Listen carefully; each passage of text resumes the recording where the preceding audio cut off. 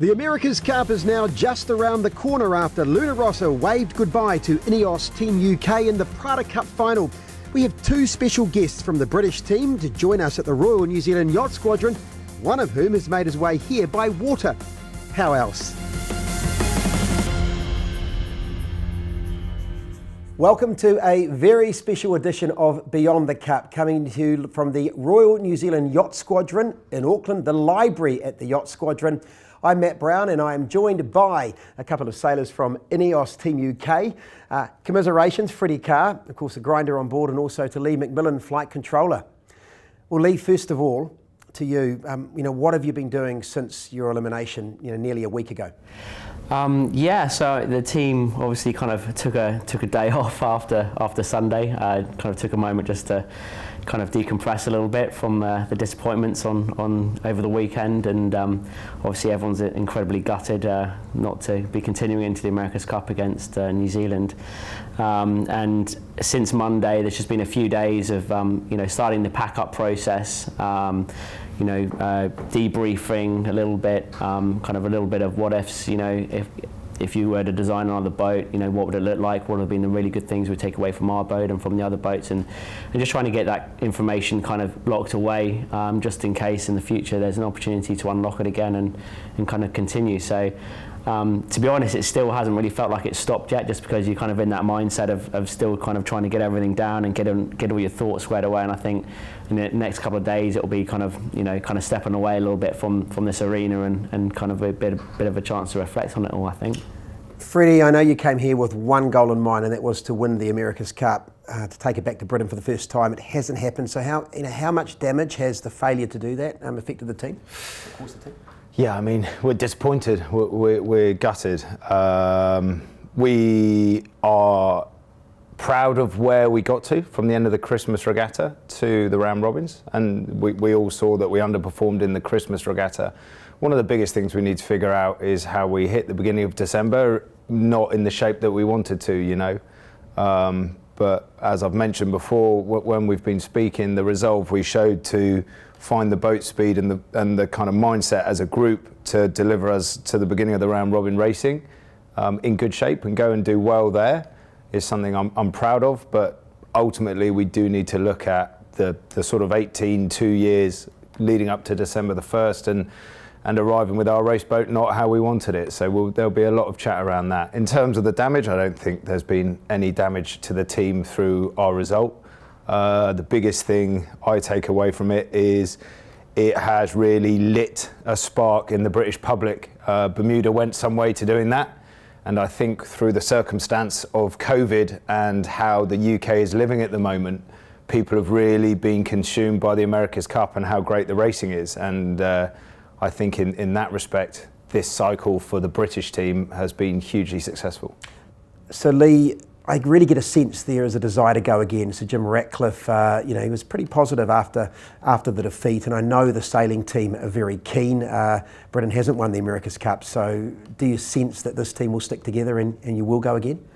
Obviously, after, the Cup's not even finished yet, but after you get eliminated, there's a certain amount of uncertainty, and there's a lot of factors at play that will determine whether the team as it is now continues. But as you say, there is a huge amount of desire, I think, within a sailing team, within the team as a whole, to continue the British challenge. And we hope we can kind of keep that momentum going. Yeah, I mean, I think there's we've learned a lot over the last 6 months, particularly, and the way the team came together and gelled and dug deep. It was a really tough time in Christmas, in the Christmas regatta. Like, it was, trying to kind of figure out how to even get that boat up to a performance that was going to win us some races was a massive task for us. But a huge amount of effort went into that, and it really brought everyone together. And I think it's that kind of strength that we've actually created within the team as a whole. It would be really fantastic to capitalise on that. I think that's a really strong position actually starting off going forward, and that's what I think a lot of people within this organisation would like to see. I know hindsight's easy, but Freddie, if you could travel back in time 4 years, what would you have changed?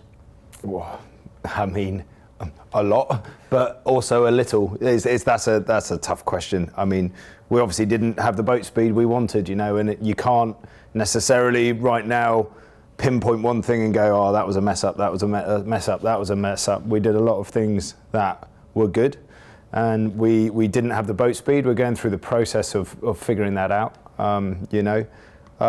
In terms of how we kind of started challenging and picking apart the project, not a huge amount, just a few tweaks here and there.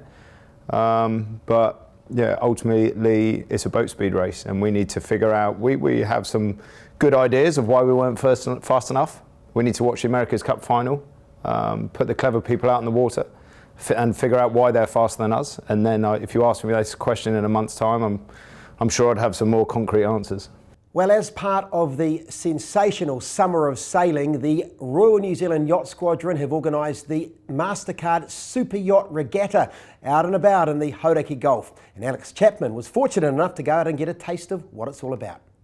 Normally super yachts are known for cruising around some flash, rich, fancy islands, but the Mastercard Super Yacht Regatta is apparently something else. We're going to jump on Sassafras and find out what it's all about.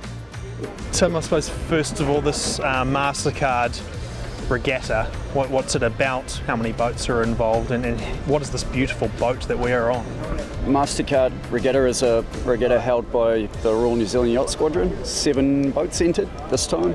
We're on board a 34 metre Royal Houseman sloop, kept and maintained mostly in New Zealand, but cruise a lot around the South Pacific. It's a huge effort from a very large group of people to keep the boat running and maintained, and then to get it around a race course each day as well. It's a lot of fun, it's a lot of money and a lot of work, but at the end of the day the result is an extraordinary day out. What's going to be the strategy at this stage? We start around Rangi Lighthouse, out around Tiri, and then back to Rangi Lighthouse basically. How fast are we expecting to be going today? Top speed we got up to yesterday was about 13.5 knots, which is pretty fast for this old girl. It all works on a handicap system, so the boats are rated before the start and given time based on the projected perceived performance of each boat. 2, 1, help down.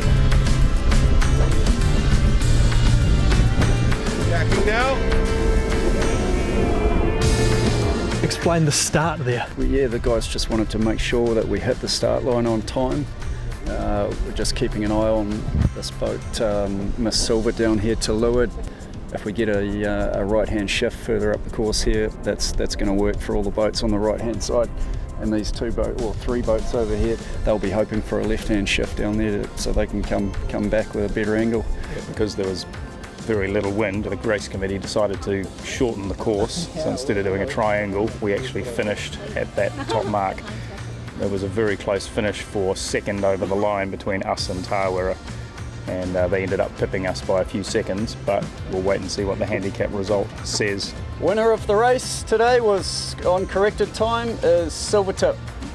3rd place, Sassafras. All in all, a good day, guys. Well done. We made the top 3. That's always good.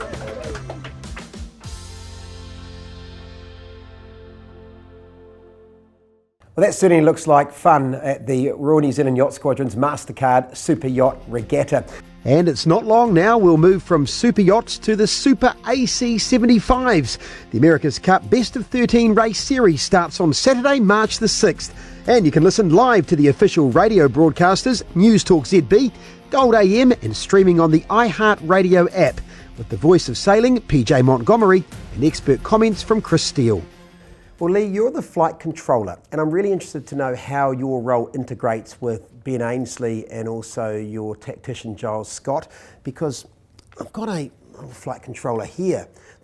We're in the library, of course, at the Royal New Zealand Yacht Squadron, and this is the replica of the wing controller that Glenn Ashby used, who of course is on Emirates Team New Zealand, on Aotearoa and Team New Zealand's successful quest to win the Cup in Bermuda in 2017. So is this really different to what you were using? It is a bit different, to be honest. I mean, this is more similar, I guess, to the controller that Bledden had controlling the mainsail which is very similar to the wing in the last cup. So this is quite similar to that in some ways. But we had quite a simple system in the end on our boat. It was a fairly robust, kind of using a couple of twist grips. I think it's pretty clear for everyone to see on the videos what we're doing. A couple of twist grips, which ultimately just controlled the flaps on the foil and kind of altered the amount of lift that foil was creating. We had some other stuff going on that obviously, we'll keep to ourselves. Some other aspects to the foils that, in the future might come back to be, useful. But yeah, ultimately the main control was a twist grip and just having that line of sight to the foil and being able to react to any situation. Being in that kind of position where you had your head up, eyes out, and kind of seeing what Ben's thinking in a way, and particularly in the pre-starts, and being able to react, myself and Luke Parkinson, who's on the port side, and between us being able to react to those instant decisions was, we thought like a pretty powerful position to be in. So, we're pretty kind of happy with where we ended up in that sense. And Freddie, of course, is one of the grinders on board. You had a very different configuration on Rita, just 6 grinders, so I guess a lot more work, but did it work in hindsight? Yeah, I think it did work in hindsight. We freed up Lee and Parko, and as Lee alluded to, that really let us be dynamic in our pre-start approach. And when we got into the tacking duels with Luna Rossa and stuff like that at last weekend or the weekend before, I felt that was a strength of ours.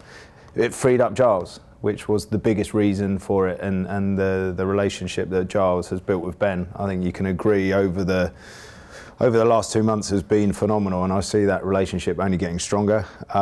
It was hard work. We did grind more than others. We trimmed the boat arguably a bit more dynamically than we might have seen the other teams sail in terms of our traveller movement, but that worked really well from us, and we've put some things into our winch system that I've been 20 years in the America's Cup.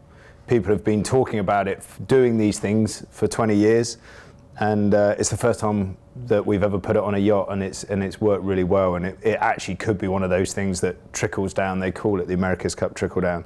Once we finally give up the secrets, if we give up the secrets, could make sailing, you could see it on TP52s and stuff like that in the future. Lee, Prada Cup final, obviously it was 7-1, Luna Rossa had an edge, but what was the main reason for it? Was it the fact that they appeared to be better manoeuvring out of tacks and a little bit smoother than you guys? Ultimately, we kind of felt that when our boat was at slow speeds, so under 25 knots of boat speed, that's when we really struggled maybe to get the performance out of the foils. Put that into context over the racing, we didn't have a huge amount of breeze, and the really difficult races were in the lighter winds. When you're tacking, every tack, your boat speed drops down into the low 20s, and so kind of every tack we were kind of getting into that area where we felt like we were just kind of underperforming or really struggling to get the performance out of the foils. So really in our minds, the difference between us and Luna Rossa kind of came down to that. We think when we were up to speed, the high 20s and into the 30s, so downwind, we felt like we were pretty quick, and the same kind of thing, jibes in the analysis, like jibes, we seemed to kind of gain distance on them in the jibes, which kind of showed that if you kind of stayed out of that zone with our foils, that we were still incredibly strong, and we felt like if it had got breezier, if we'd had more races in kind of like the mid-teens, high teens, that we would have actually been able to give Luna Rossa a really good fight and take some more races off them. So I think as a team we kind of all agree you can't, and I think Jim said it in his speech on Sunday, you can't be hoping for a forecast, and I guess that's kind of one of the areas that we went wrong in the end. We knew we were a little bit vulnerable at those slower boat speeds, which ultimately 12 knots or under kind of put us in that zone at the exit of tacks and takeoffs and all those kind of situations. And you can't design or have a boat where you're vulnerable in those conditions or in any given condition, hoping that you're going to get a certain set of wind, because you can't control the wind. So I think that's really kind of where the difference came down to. Freddie, there were quite a few shots fired between Ineos Team UK, Luna Rossa, quite a few barbs, and does that trickle down to the sailing team? And is there genuine animosity towards the Italians? No, it's the America's Cup. You know, you come to expect it. And in all the cups I've done, there's always niggle and fight, and you want to win, you know. We, as a sailing team, we found some of the toings and froings over the last couple of weeks pretty hilarious. Doesn't really affect us either way. We have no animosity towards the Prada sailing team at all. You know, you take your hat off to them. They sailed really well and deserved to win the Prada Cup, but it's certainly kept the newspapers full over the last 2 weeks, that's for sure. It has indeed. Lee, let's turn our attention to the America's Cup match. Luna Rossa, you're in a good position to evaluate their strengths and what chances they have against Team New Zealand. Yeah, I mean, I think they've shown that they sail very cleanly around the course. Their manoeuvres are very tidy. They've got a very well executed pre-start routine that's quite difficult to get your teeth into. You know, so ultimately, as a team, if they've got the boat speed, they've got a pretty solid package in that they can do a good job of getting off the line evens, if not in front. It's very difficult to attack their routine. So they're in, they've got a good shot. Ultimately, like in our case, it often always comes down to boat speed, and that'll be the big tell. If they come off evens and New Zealand have got a click of speed on them, it's going to suddenly start looking pretty hard for them as well, like it did for us. You can those tacking jaws, if you can exit with a click more speed in those tacks, it's going to, that's when you might see the cracks starting to appear again. But if they've got an even match, and they're a pretty well polished team, they manoeuvre well, they've got good communication, they're a great team of talented sailors, and a talented team behind them in the office. So it's going to be very, very interesting. Freddie, Jimmy Spittle faces Team New Zealand again. Should we expect some fireworks? Yeah, I mean, it's the same helmsman from Bermuda, right? As Jimmy was with Oracle, he's now there with Prada, so hats off to him. And I remember going into the Bermuda match, all the talk was about how Jimmy's the match racing expert and going to duff up on young Pete Burling, but you kind of wind yourself back there, and I think Team New Zealand probably got to Mark 1 first and maybe got the better of the start. So a lot of the chat around the Kiwis not necessarily being race ready and Prada having gone through the repechage and then into us and having more racing, that's a little bit of a thing. But you look at Pete and Blair and Glenn and Josh Jr. and Andy Maloney, like those guys are world-class sailors, They'll be ready to take on Prada for sure. Te Hutai, the Team New Zealand boat, what do you make of it, Lee? And especially the T-shaped foils, their new foil, which is very different to what the other teams have shown us. I mean, it looks like a tidy boat, that's for sure. You look at it, it's very clean.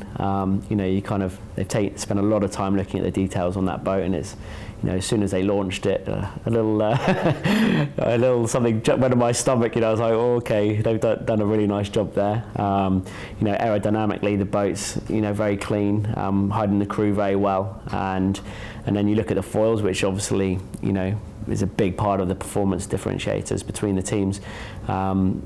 They look really smart. They low area, so low drag, clean for manoeuvres, putting the boards into the water every drop. You see minimal splash off the foils, which is where you lose a lot of your boat speed into the manoeuvres. So it does look like a great package. There's no doubt about it. And what do you make of their setup? I echo what Lee said. The whole when you look at something and it makes sense in the sailing world, it's often quite quick. And I look at everything they've put together on that boat, and it makes sense to me. So it probably means it's going to be pretty quick. What do the next few weeks look like for you guys? You're hanging around for the Cup match, I assume. A little bit of downtime. Will you get to travel around? What will you do? Yeah, I mean, keen to travel around and kind of take in your beautiful country here. It's been long. I was last year, I think, in 2008 for a World Championships in Takapuna, so it'd be really fantastic to actually get out and explore, but incredibly fascinated by how the match is going to unfold. So for sure I'll be watching and hoping to get out and watch some of the racing in the water, hopefully, and kind of just seeing how it all unfolds. It's going to be you wouldn't, being in this country and having the opportunity to watch it is a real treat. So looking forward to it. Freddie, who wins? Team New Zealand wins for me, but I also have in the back of my mind that they had perfect cups in 95 and 2000. And every cup since then, they've had a day that's been less than ideal. In 03, they broke the mast, almost sank. In 7, against Alinghi, they had the peel that went wrong. Against us, in 17, they had the capsize. So I think if Team New Zealand avoid that day that they've had in the last 3 cups, they win. Who wins, Lee? I've got New Zealand winning. And of course, Britain, or Ineos Team UK, we all believe, are going to be the next challenger record if Team New Zealand wins. So it might not be a bad thing for you guys. Who knows? Not for us to say. Who knows? We appreciate so much having you guys here at the Royal New Zealand Yacht Squadron for this edition of Beyond the Cup, our America's Cup news show. On behalf of both Freddie and Lee McMillan, Matt Brown saying, see you next time.